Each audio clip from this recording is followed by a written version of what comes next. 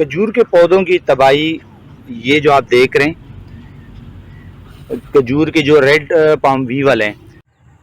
یہ کھجور کے انسیکٹ جس کو ہم ریڈ پام ویول کہتے ہیں، یہ جو ہے اس کا ایڈلٹ ہے،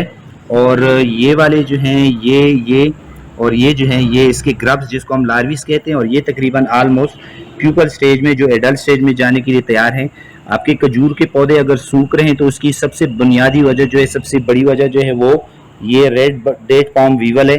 یا یہ لارول سٹیج میں یا پھر یہ ایڈلٹ سٹیج میں، دونوں سٹیجز میں ہے جو پودے کو انتہائی شدید نقصان پہنچاتے ہیں۔ اگر آپ کے پودے کے نیچے کے حصے سے گن نکل رہا ہے، فیسز نکل رہی ہیں، تو آپ سمجھ جائیں کہ آپ کے پودے پر ریڈ پام ویول کا جو ہے اٹیک ہے، اور آپ کا پودا بہت جلد سوکھنے والا ہے۔ اس کے لیے کلوروفائروفاس، ٹرمیسائڈ یا ٹرمیڈاٹ کوئی بھی دوائی جو ہے آپ اس کو فلڈ کریں، اس کے تنے پہ ڈالیں، اور تنے کے اندر جو سوراخ ہیں اس میں انجیکٹ کریں،